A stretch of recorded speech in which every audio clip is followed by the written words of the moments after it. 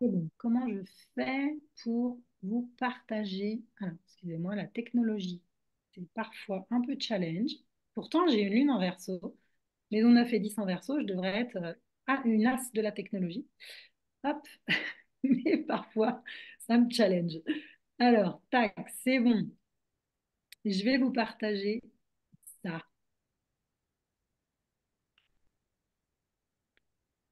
J'ai envie de parler de rythme et de cycle depuis super longtemps. En fait, le premier e-book que j'avais l'intention de décrire, c'était justement un e-book. Ah, je ne peux pas faire ça si présenté. C'était un e-book sur justement les cycles. Et j'ai pas eu le temps de le terminer parce que moi, une de mes problématiques existentielles, c'est le temps, le rapport au temps. Donc voilà. Mais donc là, ça va être très, très, très rapide. Bref, la manière dont je vais vous parler des cycles. Mais, euh, mais voilà, ça résonne en ce moment, puis ça résonne en ce moment dans mes consultations, ça résonne dans ma vie. Donc voilà. Donc, en fait, l'existence, c'est une succession et une superposition de cycles. Donc là, je pourrais vous parler d'une multitude de cycles. Je pense que je pourrais faire une année de causerie sur les cycles et les différents cycles, et on pourrait parler de cycles pendant même des années. Donc, je ne vais pas m'éterniser, mais un des cycles, donc l'astrologie et la numérologie, pardon, ce sont deux approches qui sont quand même super intéressantes pour aller comprendre les cycles que nous traversons et comment les énergies de ces cycles sont à notre service. Donc, par exemple, mais il y en a d'autres, sur le plan numérologique, le cycle qu'on connaît le mieux, c'est le cycle des 9 ans, avec en quelle année personnelle je suis cette année, etc., etc. Comment ça s'inscrit dans un cycle de 9 ans? Et tous les 9 ans, je recommence ce cycle. Et comment ce cycle, il est à mon service, justement, pour évoluer et pour aller nourrir d'autres cycles que l'on peut retrouver dans nos thèmes de numérologie. Euh, donc là, c'est pour introduire, mais je ne vais pas m'attarder sur ce cycle de 9 ans. Ce que je peux juste je ne vais pas rentrer dans le détail de chacune des années parce qu'il y a plein de vidéos là-dessus, mais juste ce que je peux vous inviter à faire, c'est à chaque début d'année ou à chaque fois que vous êtes dans des questionnements, d'aller regarder ce qui s'est joué pour vous il y a 9 ans et il y a 18 ans, et il y a 27 ans, et il y a 36 ans, et 9 ans encore avant si vous êtes plus âgé, etc., etc. Remontez de 9 ans en 9 ans, à chaque fois dans votre vie que vous avez, par exemple, été, si moi je prends mon cas, cette année je suis en année 3, et ben, je vais regarder à chaque fois depuis que je suis née que j'ai été en année 3. Qu'est-ce qui a pu se présenter à moi, à la fois sur le plan du caillou dans la chaussure, du challenge de l'épreuve, pourquoi pas du traumatisme, mais aussi les coups de pouce, les moments joyeux, les réussites, les évolutions, les enseignements. Et comme on parle là d'intériorisation sur ce début de mois de juillet 2024, ça c'est un exercice qui peut être intéressant pour permettre de comprendre ce qu'on est en train de vivre dans cette nouvelle année, 1, 2, 3, 4, etc., qu'on est en train de traverser. Allez regarder tous les 9 ans ce qui a pu se jouer pour nous. Ça peut apporter des éclairages sur ce qui peut se rejouer. Parce que si on raisonne en termes de cycle, on va rejouer tous les 9 ans certains événements, alors pas de la même manière, hein, ou certaines énergies, ou certains enseignements, certains apprentissages que l'on est appelé à faire. Et si ça n'a pas été bien intégré, métabolisé, entendu, eh ben, ça peut se représenter sous différentes formes, de 9 ans en 9 ans. Voilà. Sur voilà. Une introduction brève à un des cycles sur le plan numérologique. Sur le plan astrologique, ce que je trouve très intéressant, et ça fait le lien un petit peu avec tout ce qu'on a dit là, c'est il y a trois planètes dont on a parlé justement là dans enfin dans je vais dire la vidéo précédente pour ceux qui regardent le replay, mais dans la partie précédente pour les personnes présentes. C'est Mars, Saturne, Uranus. Et Mars, Saturne, Uranus, ce sont les trois étapes de l'individuation sur le plan de la symbolique astrologique. C'est-à-dire que Mars, sur le plan comment je nais au monde, comment je grandis, j'évolue, etc. Je m'élève. Mars, ça va représenter le moment de quitter les bras de papa-maman pour marcher seul, pour me mettre debout, marcher seul et choisir la direction dans laquelle j'ai envie d'aller, où je ne suis plus dépendante de maman et papa qui me portent. C'est le moment où on passe son temps à courir derrière ses enfants. Ça, c'est Mars. Donc, première étape de l'individuation. Marcher seul, choisir sa direction. Ensuite, on a Saturne. Saturne, ça va être le moment, et je vais parler des retours de Saturne, qui constituent des cycles importants de l'existence. Saturne, ça va être le moment. Saturne, c'est une planète qui nous parle, comme on le disait tout à l'heure, de responsabilité, de maturité, de sagesse, de structure aussi, hein. Euh, voilà, il y a vraiment cette dimension de, d'autorité aussi. Donc avec Saturne, c'est comment je deviens ma propre autorité dans la matrice parentale dans laquelle j'ai été bercée, comment est-ce que moi, justement, je vais devenir ma propre autorité? Et ce qui est très intéressant sur le plan des cycles existentiels, c'est que Saturne, c'est une planète dont on vit les retours. Ça veut dire que, par exemple, sur cette carte natale, eh bien, le retour, c'est le moment dans ma vie où, de nouveau, Saturne va revenir à sa position de naissance. Et Saturne, c'est une planète qui a à peu près une révolution zodiacale de 30 ans, 29-30 ans. Donc ça veut dire que le premier retour de Saturne, on le vit autour de 29-30 ans. 29-30 ans, c'est quoi? C'est le moment où alors, il y a évidemment chaque existence est singulière, mais on peut imaginer que c'est un moment où le jeune a terminé ses études, qu'il peut peut-être commencer à se mettre en couple ou pas d'ailleurs, mais en tous les cas, il y a une réflexion qui s'opère sur quelle direction, comment est-ce que je veux construire ma vie, comment je deviens un adulte au passage de la trentaine, comment je sors un peu de l'insouciance de la vingtaine pour maintenant prendre mes responsabilités, devenir ma propre autorité, euh, me structurer dans ma vie. Et le premier retour de Saturne, bah, ça peut coïncider pour certains jeunes à une forme de crise existentielle. Donc ça, c'est un premier cycle en tous les cas qui est intéressant à regarder. Euh, le second retour de Saturne, il arrive autour de 60 ans, du coup 30 ans plus tard.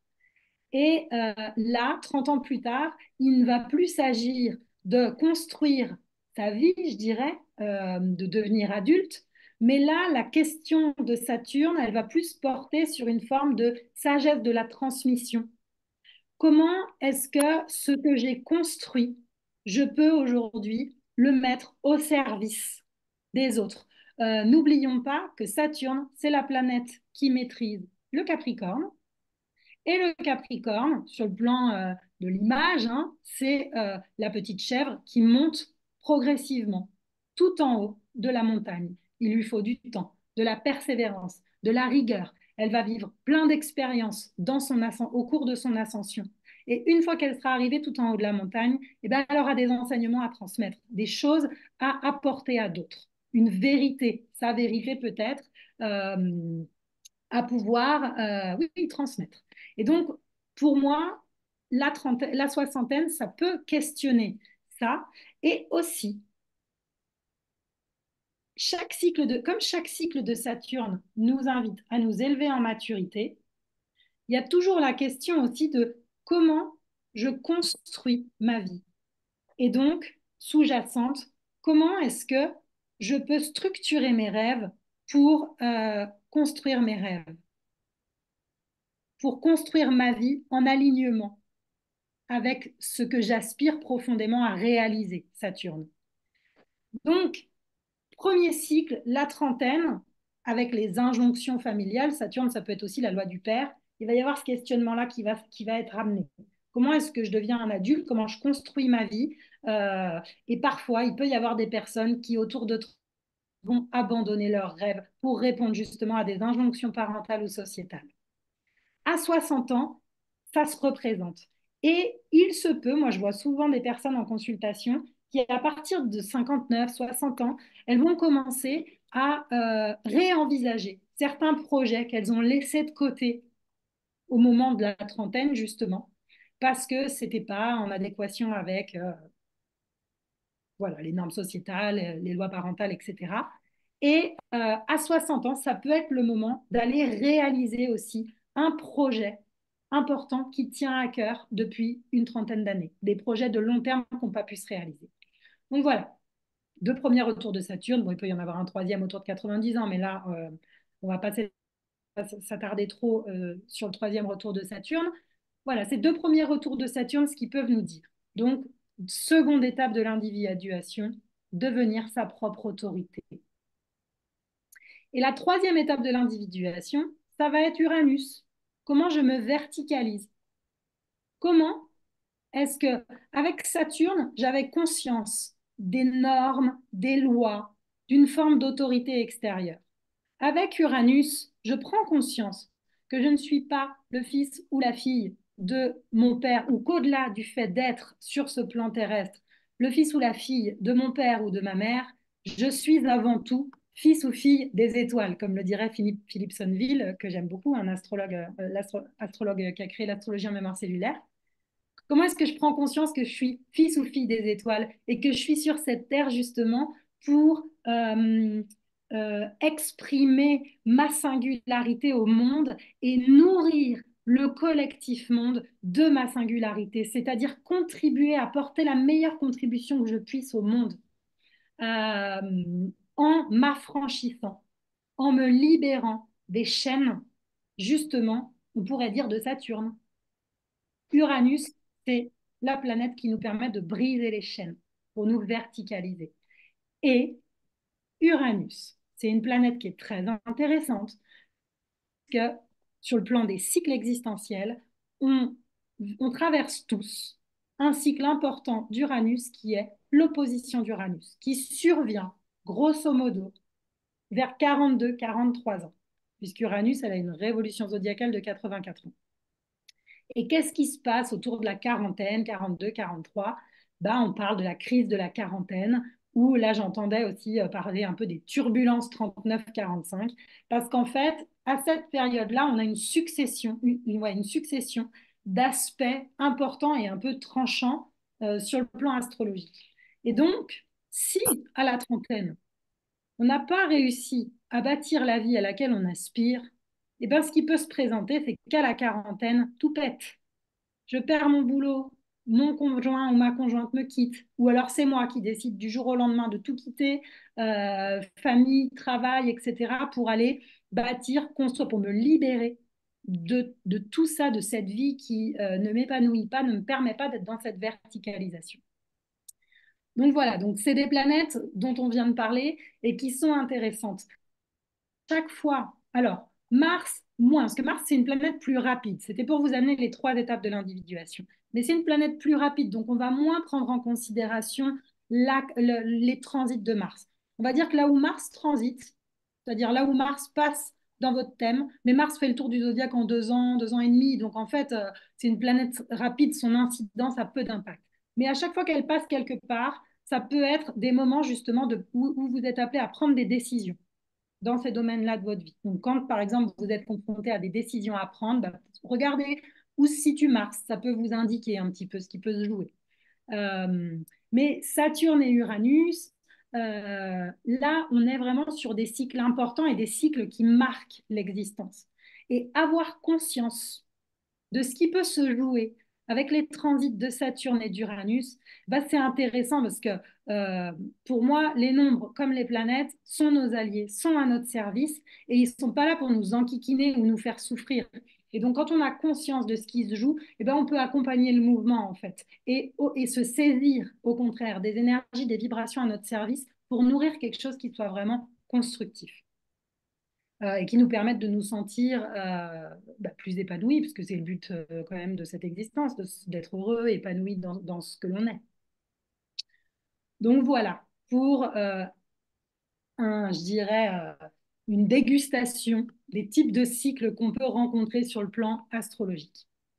Et je vous parlais de rythme essentiel. parce que donc les personnes qui me connaissent un petit peu savent que j'ai créé depuis le début de l'année une approche qui est l'approche du cercle de l'empreinte primale, qui ressemble à ça. Et pour chaque élément, il y a des nombres associés. Et ce que je propose, moi, dans mes accompagnements, c'est d'aller mettre en perspective justement ce cercle de l'empreinte primale et sa traduction numérologique avec, entre autres, parce que je l'utilise de plein de manières, ce cercle, mais le tableau de bioanalogie de Jean-Philippe Brébian. Et là, pour moi, ça nous permet d'aller contacter je dirais, notre cycle primal qui va aussi nous permettre d'intégrer, de comprendre, de mettre de la lumière sur notre rythme essentiel. Donc l'empreinte primale, l'empreinte de naissance, selon Jean-Philippe Brébion, c'est ce moment, cette période de 27 mois qui entoure le moment de la naissance. Donc les 9 mois de la gestation, du moment de la conception jusqu'au moment de la naissance, les 9 mois qui suivent la naissance, les 9 premiers mois de vie, moment de la naissance, le bébé, l'être, acquiert son autonomie biologique. Il sort du ventre de maman, il s'alimente, il est plus dépendant, bon, il reste dépendant de maman, on est d'accord, mais pour maman et papa d'ailleurs, pour s'alimenter, ou des personnes qui sont autour de lui, qui prennent soin de lui. Mais en tous les cas, je dirais que son organisme fonctionne de manière autonome, son organisme biologique. Et 9 mois, ça va être la période où l'être commence à développer une forme d'autonomisation psychique. Il va commencer, à partir de 9 mois, à entrer dans un processus d'individuation, justement. Et les 9 mois précédents, on parle de 27 mois, ça va être les 9 mois qui précèdent la date de conception. Parce que selon Jean-Philippe Brébion, l'inconscient universel fonctionne sur cette base de 9 mois. Le point commun entre tous les êtres humains sur Terre, c'est le fait d'être né et d'avoir été conçu. Et sur le plan de l'inconscient universel, cette gestation humaine dure 9 mois. Et donc, avant la conception, il y a eu une gestation précédente de 9 mois qui a permis à l'âme de descendre en incarnation au moment de la conception. Donc voilà cette période de 27 mois. Et moi, ça, je le mets en dialogue donc avec les nombres du cercle de l'empreinte primale, qui sont le nombre de la descente en incarnation, le nombre de la conception, le nombre de la naissance et le nombre d'individuation. Et quand on regarde et qu'on dresse ce tableau de bioanalogie, comme vous le voyez, ce cycle de 9 mois, il se répète à l'infini dans notre vie, jusqu'à notre passage dans un autre plan existentiel, jusqu'à la mort. Et le fait de prendre conscience de ce cycle primal, de cette empreinte primale, pour moi, ça nous permet non seulement de regarder ce qui se rejoue en permanence dans notre vie, mais avec plus de lumière, en y mettant plus de lumière, en étant éclairé, mais en plus de pouvoir contacter plus profondément notre rythme essentiel. Je vais vous donner un exemple précis. Ça, c'est le tableau que j'ai monté à partir du cercle d'une personne que j'ai vue dernièrement en séance. Et cette personne, actuellement, elle se trouve dans cette colonne-là. Elle revit cette colonne-là. Et c'est une personne qui a des difficultés à concrétiser certaines choses et qui plonge quand elle doit donner naissance, concrétiser, ancrer dans la matière. Quand elle doit ancrer dans la matière, elle a tendance à plonger dans une forme de procrastination qui dure, qui dure dans le temps et qui est paralysante. Et avec ce qu'elle m'a raconté de son histoire, et puis moi, cette approche-là, comme support d'accompagnement, eh bien, ce qu'il est ressorti, c'est que quand elle était bébé, dans ses premiers mois, premières semaines, premiers mois de naissance, de post-naissance, c'est la maman ne pouvait pas l'allaiter et elle a dû être passée au lait artificiel. Et il y a eu une erreur du pédiatre dans le conseil de lait artificiel qui a été donné et ça a été un lait allégé qui lui a été donné.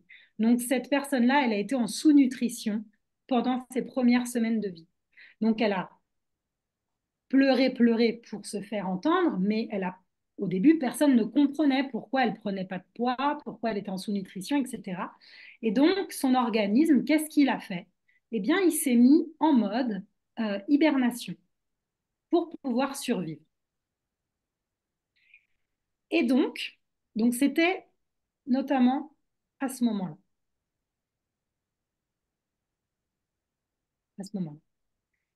Et donc, dans son inconscient reptilien, je dirais, hein, oui, dans son inconscient, à chaque fois qu'elle est en train de retraverser son cycle, qu'est-ce qui se passe quand elle doit donner naissance à quelque chose, ancrer dans la matière quelque chose, et qu'elle ne se sent pas suffisamment nourrie extérieurement? Elle peut avoir cette tendance à mettre son organisme en sommeil pour pouvoir survivre.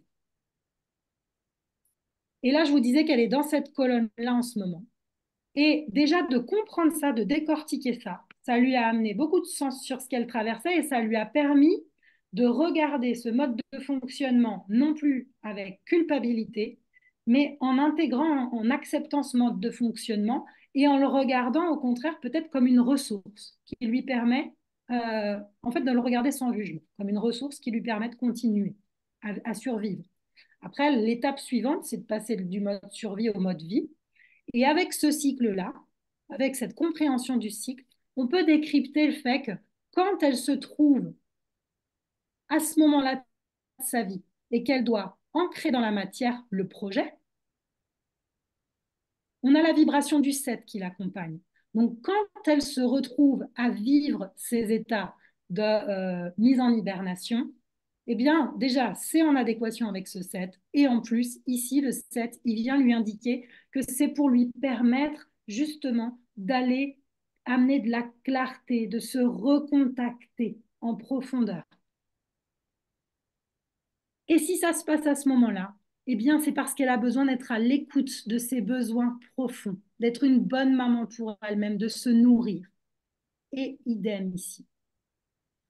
Et voilà. Donc, en fait, je dirais, ce cycle, ce rythme essentiel qui peut être compris, auquel on peut avoir accès via cette étude de l'empreinte de naissance. Et puis, moi, comme je vous disais que je croise avec la numérologie, là, je vous donne un exemple, mais avec l'astrologie, ben, ça permet vraiment d'amener de la conscience sur ce premier cycle de l'existence, comment il se rejoue et comment on peut en faire un allié et le transformer pour le mettre à notre service.